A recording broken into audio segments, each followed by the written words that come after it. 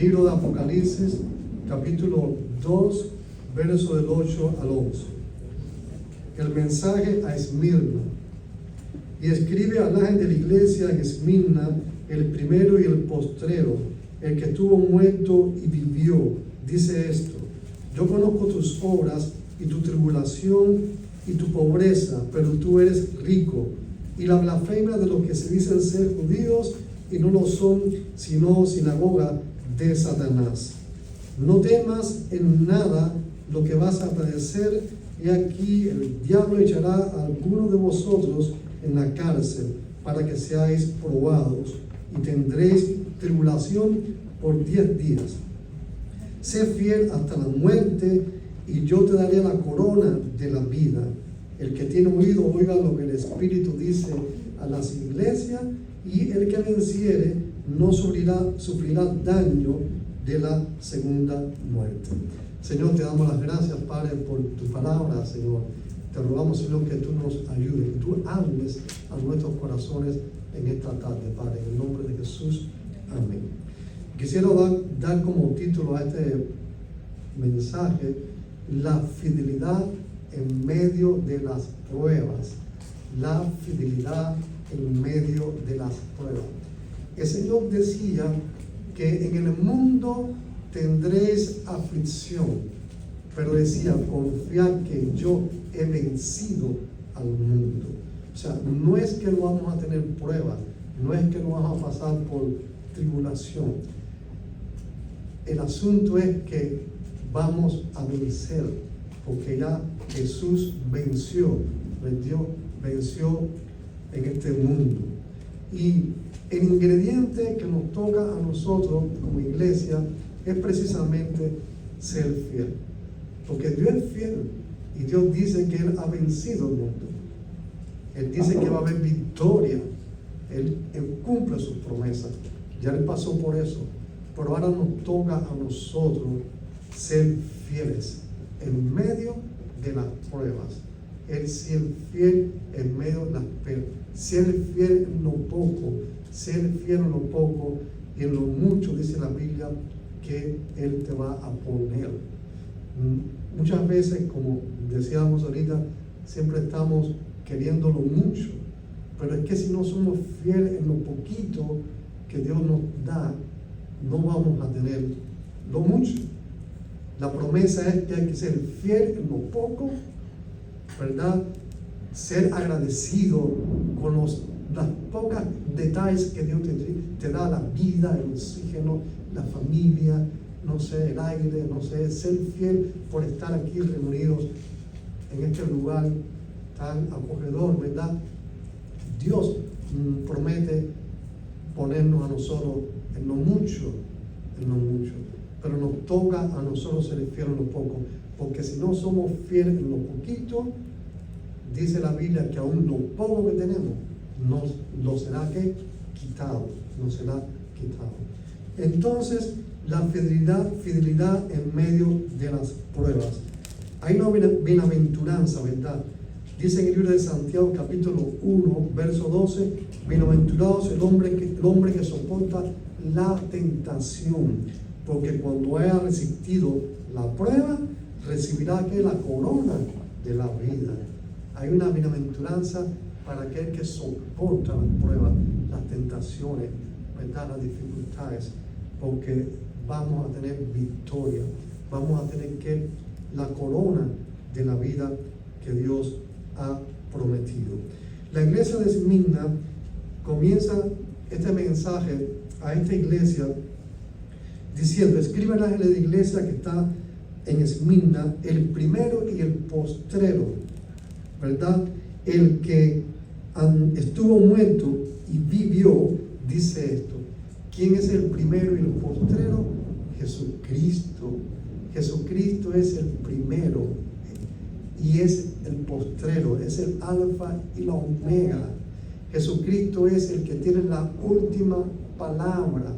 Quizás tú piensas que tu situación es difícil, que tú ves que no sales de la situación, que no sales de la prueba que estás pasando, pero no te das cuenta que el que tiene la última palabra es Jesucristo.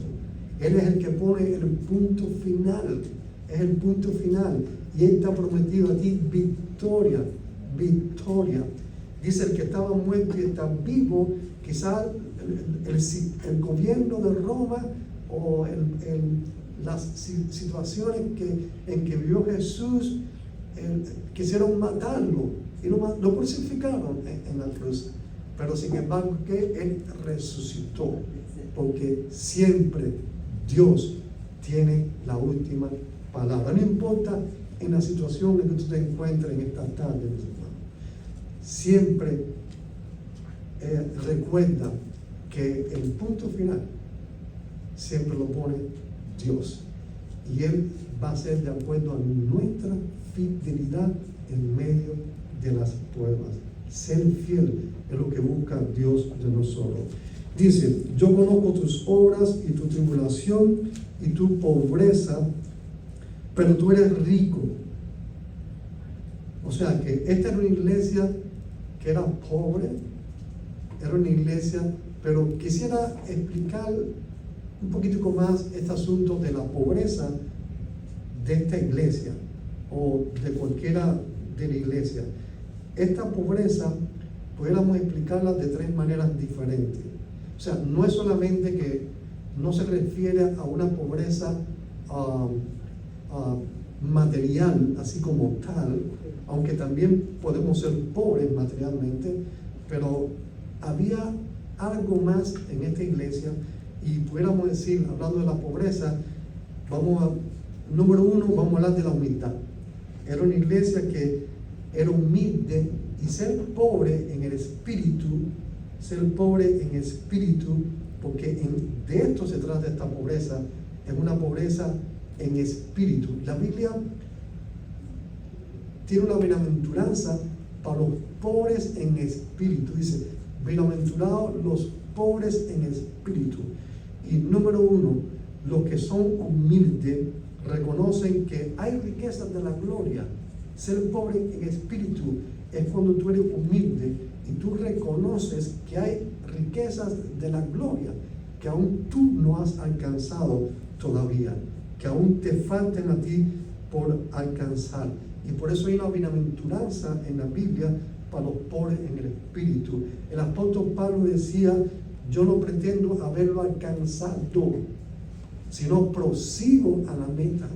Hoy en día, cuando el ego entra a la iglesia, cuando la soberbia, el orgullo, la autosuficiencia se vuelven individuos egomaniáticos que se la saben todas, que tienen control absoluto, eso está muy lejos de ser bienaventurado, porque la bienaventuranza está para el humilde, que son pobres en espíritu, que aún entienden que hay cosas que les faltan por alcanzar, que están en el camino, aún les faltan cosas. Y Pablo decía, prosigo que no considero haberlo alcanzado. Yo no entiendo cómo hay algunos super espirituales o espiritualistas que se piensan mejores que el resto. Entonces, cuando ven los hermanos como cojeando, ellos lo que están siempre es señalando con el dedo a los hermanos que están cojeando dentro de la iglesia. Porque como ellos son perfectos, ellos se encargan de señalar con el dedo al que está mal, al que está equivocado, al que está cojeando o al que está empezando. Están mal. Esas personas no conocen lo que es la humildad cristiana y lo que es el pobre en el espíritu. El apóstol Pablo decía que él no consideraba haberlo alcanzado. ¿Cómo es posible que hay individuos en las iglesias hoy en día que se piensan que lo alcanzaron todo? Y si critican a todo el mundo y critican a otra iglesia también. Aquella no, aquella sí, esta no, esta sí, yo sí y aquel no. Wow. Hay que entender que necesitamos ser pobres, porque el reino, dice, bienaventurados los pobres en espíritu, porque de los tales es el reino. También pudiéramos explicar esta pobreza espiritual como una austeridad voluntaria. O sea, pudiéramos, austeridad voluntaria quiere decir como cuando hablamos de una pobreza sacerdotal. Biblia nos dice que somos sacerdotes de Dios. ¿Somos sacerdotes o no? Es lo que dice la Biblia, que los hijos de Dios somos sacerdotes de Dios. Pues si somos sacerdotes de Dios, tenemos que practicar la pobreza, ¿cómo es? Sacerdotal. Y tenemos que tener una austeridad voluntaria. Quiere decir que tenemos que tener una escala de valores donde no es que rechazamos lo material, sino es que en nuestra escala de valores lo primero es lo espiritual y después viene lo material. Y la austeridad sacerdotal o la pobreza sacerdotal quiere decir que no disfruto todo lo que tengo o todo lo que puedo para ponerlo al servicio de los demás, por amor a los demás. Quizás mis bienes materiales, también mis talentos, también mi tiempo en función de los demás. Yo pudiera estar en una isla cogiendo la brisa del mar, pero cuando eres un sacerdote de Dios, esa austeridad, como que no es que no puedas disfrutar eso, pero tú tienes una escala de valores y todas estas cosas siempre van a estar como en segundo lugar, y tú pones en primer lugar lo espiritual. Eso es lo que hace que el cristiano sea un siervo de Dios, porque el siervo de Dios lo que hace es servir, y sobre todo al cuerpo de Cristo, porque dice: si no provees para lo tuyo, nosotros somos la familia de Dios. Dice: ¿vana es qué? Nuestra predicación, vana es nuestra fe. Entonces, pobreza, ya vimos humildad, ya vimos esta pobreza sacerdotal, que es la austeridad material. No es que rechazamos lo material, sino es que lo material para nosotros está en segundo lugar, y lo material lo usamos en función de lo espiritual. Número 3, hablando de pobreza, podríamos hablar de aceptar voluntariamente la depravación, o quiere decir el saqueo. O sea, voluntariamente aceptar el saqueo. Miren, mis hermanos, cuando el mundo entra en la vida de un cristiano, es como cuando un cerdo entra en un jardín de flores. ¿Qué hace? Lo destruye todo. Y cuando el mundo entra a tu vida, a la vida de los cristianos, no es que tú sigues siendo cristiano, pero que te digo, eres invadido por las fuerzas del mundo, por la gente. Es como cerdos que están destruyendo, destruyen todo el jardín de flores. Y ahí viene la explicación de ese texto, que si te golpean una mejilla, debes de poner la otra mejilla. Si te piden la capa, no le niegues, ni siquiera le niegues aunque la túnica. Ahí entendimos es como hay que aceptar voluntariamente que te den una en una mejilla y poner en la otra mejilla. Eso es lo que quiere decir, aceptar que te den un golpe en una mejilla y volver a poner en la otra mejilla, porque el mundo es cruel y el cristiano no puede ponerse a la par del mundo. El mundo me ataca, ahora yo voy a atacar al mundo. El vecino me hizo algo, yo le voy a hacer otra cosa más mala. No es responder mal, ¿cómo es? Por mal. Pagar mal por mal. Es pagar el mal, vence el mal ¿con qué? Con el bien. Así que ¿cuántos de ustedes han puesto la otra mejilla? Tienes que aprender a ser pobre en espíritu, porque los activos en espíritu, que son super espirituales, espiritualistas. Entonces, para mí todos los espiritualistas son espiritistas. En la palabra espiritualista no me gusta, ¿ves? Porque me suena todos los istas son malos. No sé eso. Espiritista.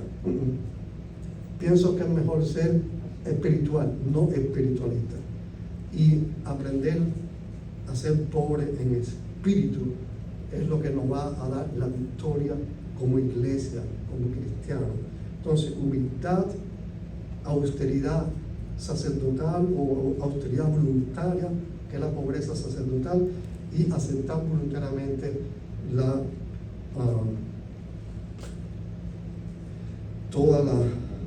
el ataque de los impíos. Continuando leyendo, encontramos que pero tú eres rico, ¿verdad? Porque el Señor le está diciendo, las riquezas que tú tienes como iglesia están por encima de todas esas cosas, porque tú eres pobre, pero a la vez eres rico, ¿verdad? Porque eres rico, ¿qué? En lo espiritual, rico en lo ético, eres rico en lo moral, en lo bueno, ¿verdad? Eres rico porque tienes valores, ¿verdad? Entonces el cristiano tiene que ser una persona de valores, de principio, de moral, de ética cristiana, etc. O sea, esta iglesia era una iglesia rica, ¿verdad?, en este asunto, aunque para los demás era pobre. Ahora, dice, y la blasfemia quiere decir que esta iglesia estaba blasfemia de los que dicen ser judíos y no lo son, sino sinagoga de Satanás. Quiere decir que esta iglesia, para que tengan una idea, Esmirna estaba situada a 50 kilómetros de la iglesia de Éfeso. Esto es una iglesia de Asia Menor. Ahora, Éfeso era una iglesia que rendía el culto a dioses paganos muy significativos. Son pueblos, son ciudades que eran, pues, tenían puertos, portuarias, y había mucho comercio, muchas personas entrando y saliendo. Y Éfeso era muy prominente en el culto a dioses como Esmirna, etc., a dioses como, dioses paganos. Ahora, Esmirna en los últimos años fue por encima a Éfeso como una ciudad que rendía cultos paganos, incluyendo al emperador de Roma. Era tremenda. O sea, esa iglesia estaba ubicada en un lugar complicado, ¿verdad? Había mucha tribulación, mucha fuerza de las tinieblas obrando en esa ciudad. Pero también había una sinagoga. Acuérdense que las sinagogas cuando el pueblo de Israel ya no podía adorar en el templo de Jerusalén porque estaba en el exilio, ¿no? Ellos construían una sinagoga. Entonces, como que la sinagoga reemplazaba el templo. En Esmirna había una sinagoga de judíos que la Biblia explica que eran sinagogas de Satanás. Pero no es porque eran sinagogas de Satanás, porque los judíos de esta sinagoga habían hecho una propaganda en contra de la obra misionera que la iglesia de Esmirna estaba haciendo en esa ciudad. Y estaban atacando, ¿verdad? Entonces, es tremendo. Era una iglesia que estaba realmente en mucha tribulación, porque encima de eso tenía a los propios judíos de la sinagoga como enemigos, ¿verdad?, asediando a la obra misionera de esta iglesia. Y dice que sinagoga de Satanás, porque son judíos, pero estos judíos de esta manera estaban incurriendo en uno de los pecados más mencionados por ellos mismos en su religión, que es la blasfemia contra el Espíritu Santo, porque estaban yendo en contra de la iglesia, de la propia iglesia de Dios. Entonces, mira el contexto que estaba creciendo, que estaba viviendo esta iglesia de Esmirna. En el verso número 10 dice: no temas en nada lo que vas a padecer aquí, el diablo echará a algunos de vosotros en la cárcel para que seáis probados y tendréis tribulación por 10 días. Pero, o sea que todas estas situaciones, esta iglesia y estos judíos llevaron a esta iglesia hasta la cárcel, ¿verdad? Muchos cayeron presos, ¿no? Pasaron prisión.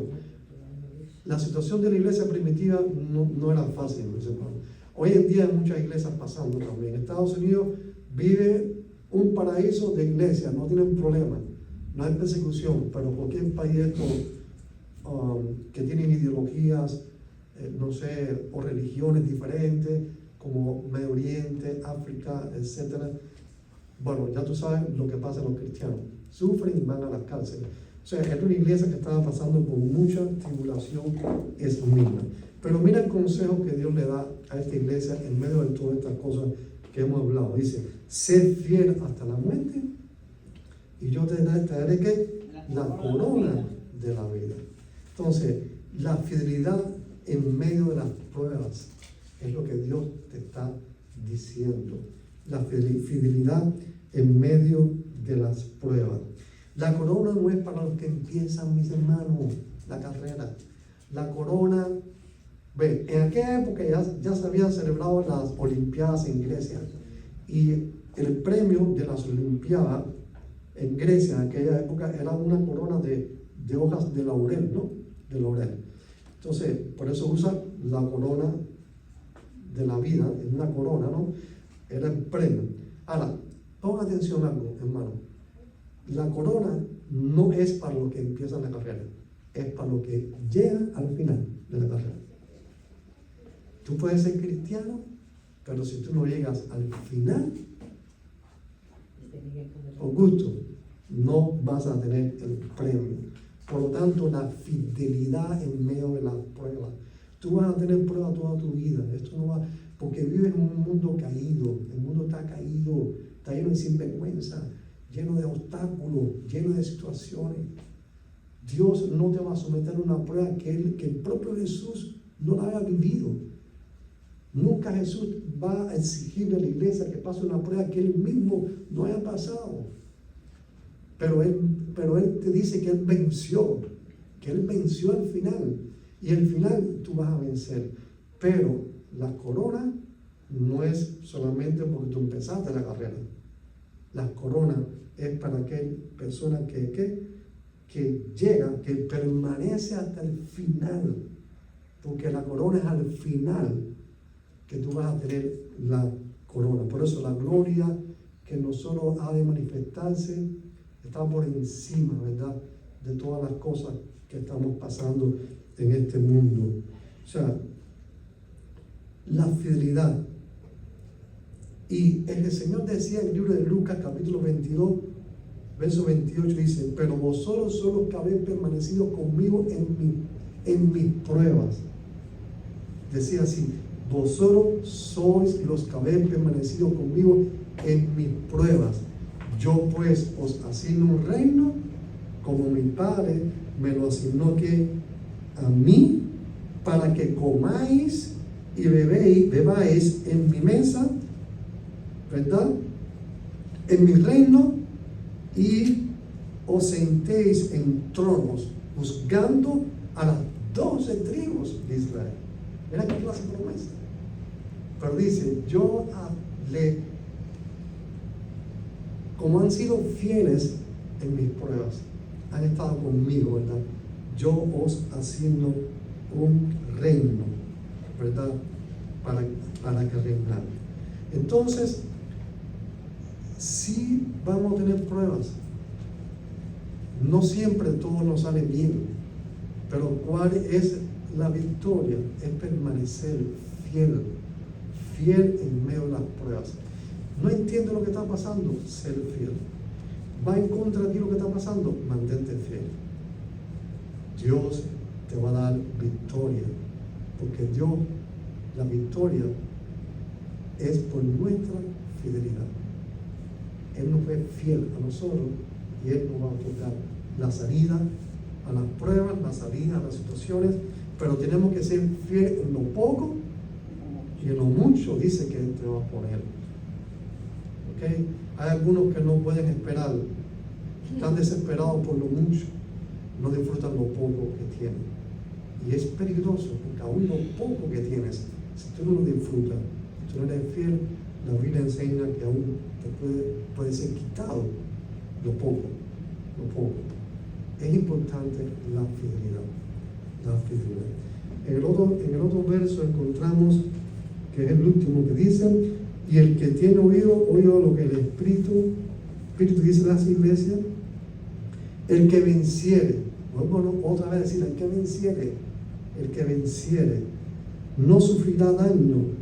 ¿De qué? De la segunda muerte. ¿Qué cosa es la segunda muerte? Está hablando ya del final de tu vida. El que venciere, el que fue fiel desde el principio hasta el final, dice, no sufrirá daño de la segunda muerte. La segunda muerte es la muerte eterna. La muerte eterna. Pero cuando tú conoces a Cristo y tú naces de nuevo, tú experimentas una resurrección espiritual. Una resurrección espiritual. Entonces, cuando la persona muere físicamente, si anteriormente era cristiano y había resucitado espiritualmente, pasa directamente a la vida eterna. Cuando tú resucitas en Cristo a través de un nacimiento, tú tienes vida eterna. Por lo tanto, el que tiene vida eterna no va a morir jamás, porque es vida ¿qué? Eterna. Entonces no sufre daño de la segunda muerte. La segunda muerte es la muerte eterna, que para aquellos que no son cristianos, aquellos que no han resucitado espiritualmente, aquellos que no han nacido de nuevo, la muerte física es la muerte eterna, es la segunda muerte. Para el que no es cristiano, la muerte física se convierte automáticamente en la segunda muerte, que es la muerte eterna. Por el cristiano que tiene a Cristo en su corazón, que nació de nuevo, que ha resucitado, que tiene vida eterna, no sufrimos daño ni siquiera de la segunda muerte, que es la muerte eterna. O sea, no solamente vamos a tener victoria, mis hermanos, durante nuestra vida terrenal, sino vamos a tener una victoria que en la eternidad. En la eternidad. Y dice, al que venciere, la victoria está en tu permanencia, la victoria está en tu fidelidad a Dios, la victoria está en ser humilde, ¿verdad? Y entender que siempre estamos aprendiendo, siempre estamos creciendo, ¿verdad? Y permanecer como esas columnas, ¿verdad? Que no importa lo que pase, estamos ahí, fiel a Dios, ¿verdad? Y albergando en nuestro corazón la promesa de que Dios nos va a dar victoria siempre. La iglesia siempre va a triunfar, la iglesia va a vencer, porque el que tiene la última palabra es Jesús. Ese es el primero y el último, el que pone el punto final en tu vida, en mi vida, en la iglesia, en la historia. El que pone el punto final es Él. Y Él ha prometido victoria para sus hijos, victoria para su iglesia, victoria para cada uno de nosotros. Entonces, es importante, ¿verdad?, mantenernos fieles, porque muchas veces las pruebas son el escenario donde la fe se demuestra su genuinidad. Es en las pruebas el escenario donde la fe demuestra su genuinidad. Y la fidelidad, mis hermanos, decide que permanencia. Y la fidelidad tiene recompensa eterna. Recompensa eterna. Entonces, y Dios juntamente con la prueba va a dar la salida. Va a dar la salida. Necesita que no flaquee nuestra fe. Necesita que, porque lo que pasa es que con medio de las pruebas, a veces los cristianos ya se apagan y algunos abortan, quiere decir que se van de los caminos. Tenemos que ser fieles en lo poco. Dice, en lo mucho, Dios nos va por ahí. Entonces, la fidelidad es la garantía para la victoria. Y acuérdense, la corona no no es solamente para los que empiezan una carrera, la corona es para los que llegan al final. La vida terrenal es una carrera, ¿verdad? Y el apóstol decía, ¿verdad? He acabado la carrera, he guardado ¿qué? La fe, por lo cual tengo que guardar ¿qué? La corona de la vida. Cuando dice, he acabado la carrera, decía Pablo, he guardado ¿qué? La fe, por lo cual tengo la corona de la vida preparada para todos los que son sus hijos, los que son fieles a Dios. Así que esto es lo que nos toca vivir una vida de servicio, servirse a nosotros, ser humilde, ¿verdad? No ser arrogante. Y no importa en el contexto que vivamos, esta iglesia estaba en peor contexto no puede estar, porque imagínate tú, ni siquiera los religiosos de esa época, hasta los religiosos que eran los judíos de la sinagoga de Satanás, él le llama así, el mismo Señor, estaban persiguiendo a la iglesia. Ya no solamente eran los paganos, ya no era el emperador y no eran las religiones paganas, también los religiosos judíos que tenían la Biblia estaban persiguiendo a esta iglesia.